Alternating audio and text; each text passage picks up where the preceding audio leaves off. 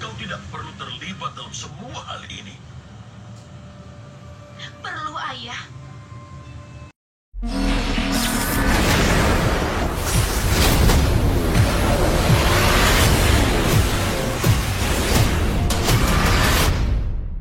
Jumpa lagi teman-temanku semua di Bray Channel. Di hari ini kita akan mencoba memperbaiki TV LED Panasonic 32 inci dengan model 32D 305G ya. Jadi seperti yang teman-teman lihat, jadi TV ini waktu dihidupin awalnya sempat terlihat normal, kemudian bergaris dan ngeblank warna putih ya. Oke, saya buka aja, kita langsung cek apa kerusakan TV ini.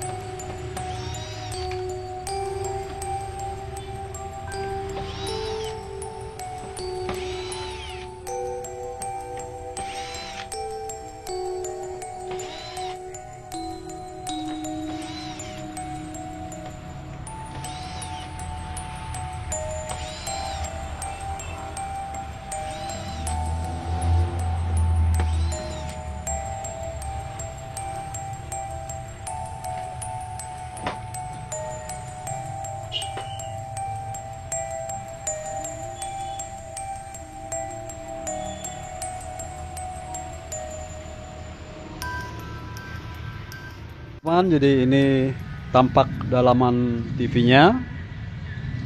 Jadi TV ini cuma menggunakan mesin tunggal, yang dimana power supply-nya, T-Con-nya, mainboard-nya udah jadi satu dalam satu rangkaian ya. Kemudian TV ini menggunakan panel LG. Jadi panel LG yang menggunakan double row tanpa kupingan ya.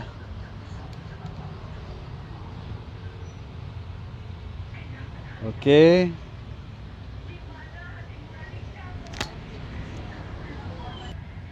Oke, sekarang kita akan mencari kerusakannya.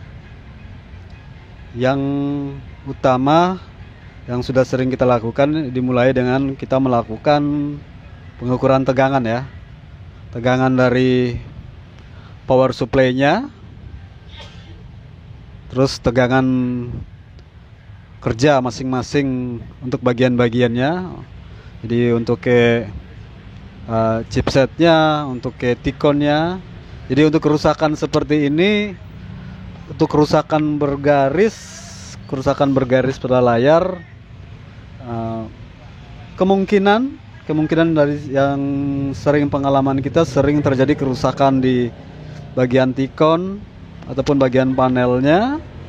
Tapi untuk lebih memastikan lagi, kita harus melakukan pengukuran tegangan untuk keseluruhannya biar lebih pasti ya. Oke.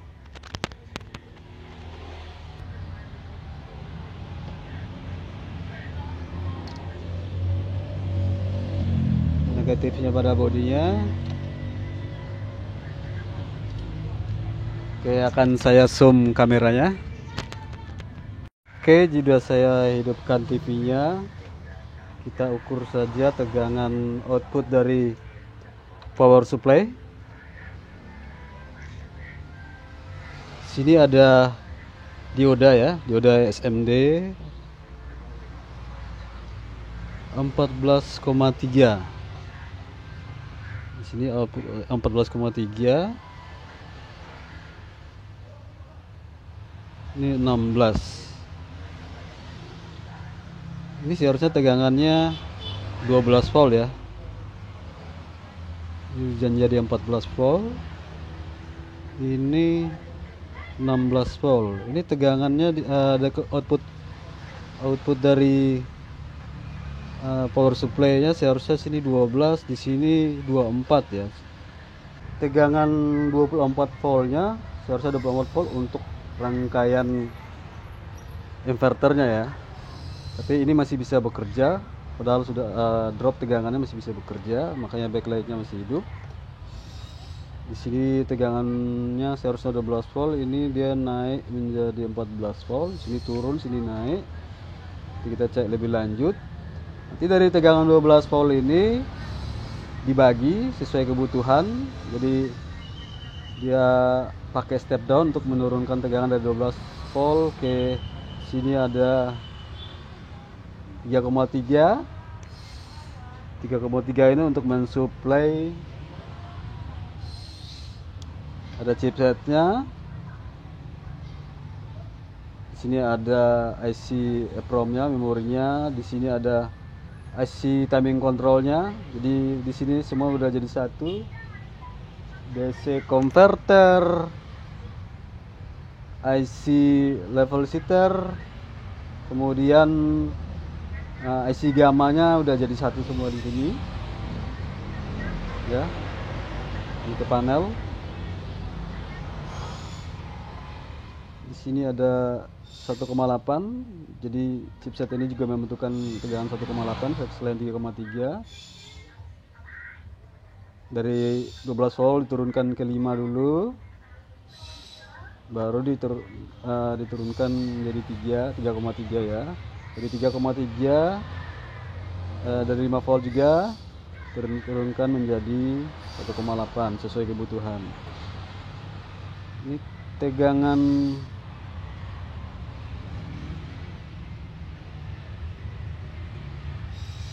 ke ini IC ini di sini ya. 14 volt inputnya.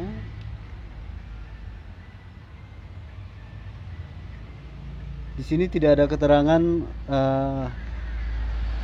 untuk VGH, VGL-nya ya. Tidak ada. Jadi kalau kita bisa mencari VGH, VGL-nya langsung di sini di panelnya sini. Tapi biasa untuk mesin ini VGH-nya di sini biasanya.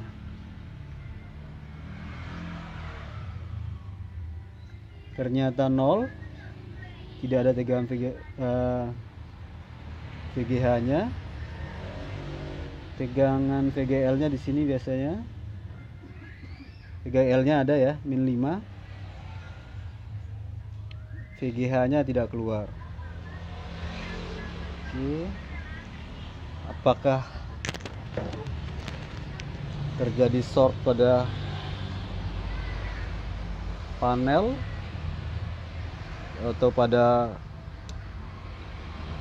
panel kacanya atau pada COF-nya, kita belum tahu. Coba saya buka dulu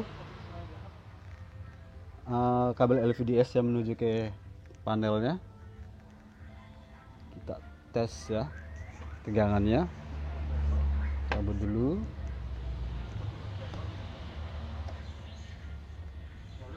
Oke, saya hidupkan lagi.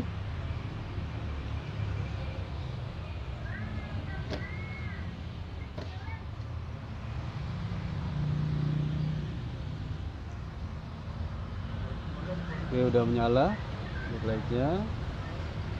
Kita lihat tampilannya pasti ngeblank ya, blank gelap karena kita udah lepas. Saya coba ukur lagi tegangannya di sini.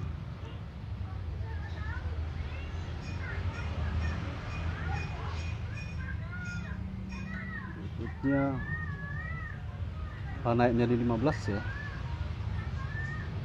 15.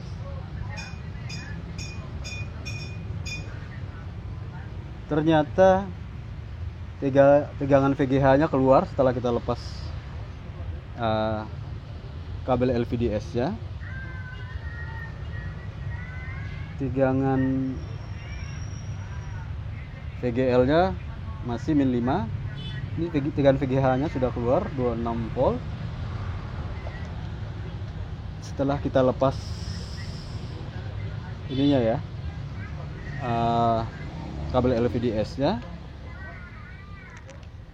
bisa juga ada kemungkinan ada yang short pada jalur VGH nya. Akan tetapi teman-teman, sebelum saya mengganti ini, bukan mengganti ya, sebelum saya mengecek ke sini, ada kecurigaan ke sini ke panelnya. Yang utama dulu, kita harus membenahi dulu masalah tegangan di sini ya. Tegangan yang ini ya, ini tegangan over 12 jadi 15. Ini tegangannya drop 16. Wah, ini elko nya panas-panas semua. Coba saya ganti dulu elko filter ini. Kelihatan tidak kembung, tapi saya ganti aja elko nya. Karena kadang tegangan drop, tegangan over bisa disebabkan juga oleh elko filter ini. Saya ganti dulu keseluruhannya, kemudian kita cek kembali tegangannya ya.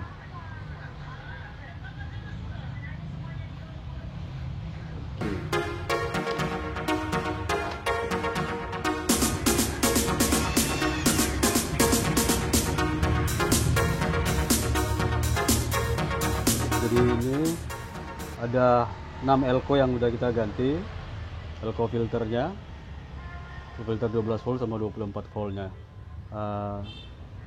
Kita pasang coba dulu.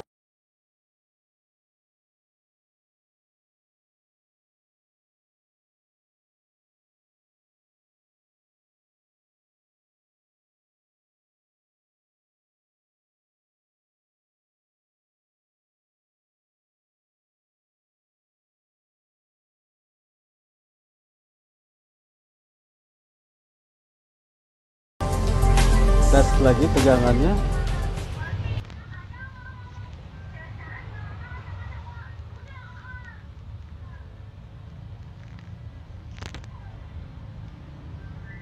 Ya, ini jadi tegangannya udah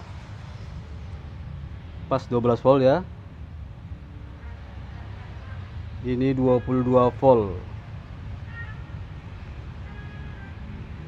Nah, seharusnya 24 sih kalau 22. Tadi 16 volt ya. 16 volt masih ngangkat. Ini 22 volt ya, masih bisa juga ya. Oke, kita cek lagi di sini. Tadi yang tidak ada tegangan. Tegangan VGH ya, ternyata masih ada. Ini saya pasang. Tegangan VGL nya min 5 ya. Oke, sekarang kita lihat tampilan layarnya.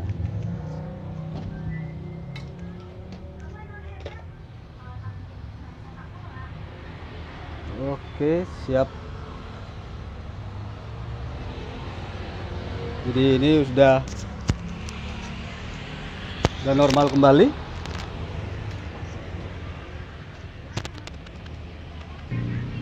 Jadi TV-nya sudah menyala, normal kembali, tegangannya sudah normal. Di sini kita belajar bahwa gejala layar bergaris kebanyakan kerusakan pada panelnya, pada tikonnya. Tapi dengan gejala yang sama, belum tentu kerusakan yang sama pula ya. Kerusakan bisa berbeda. Dari situ kita belajar bahwa sebelum kita melihat lebih jauh untuk kerusakan ke panelnya, kita cek dulu tegangan-tegangannya. Padahal ada di situ masalahnya kecil aja, masalah elko-elkonya. Makanya saya tadi sempat berpikir ketika dilepas LVDS-nya tegangannya muncul, saya berpikir mungkin ada yang short harus dipotong sinyal yang kiri kanan, mungkin ada short pada panel.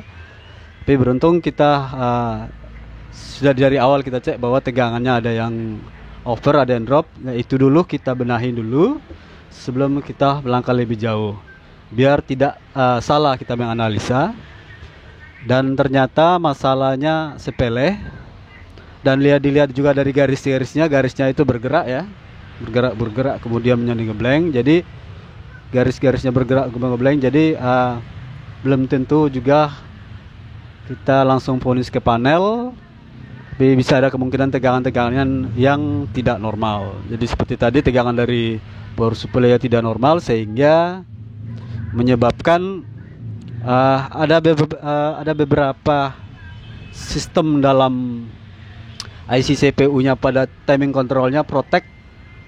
Dia memprotek tegangan VGH-nya tidak keluar, VGL-nya keluar tapi ya. Dan kita coba ganti elko-nya dan ternyata berhasil. Oke teman-teman, sekian dari saya, terima kasih. Saksikan video-video saya berikutnya. Silakan like, subscribe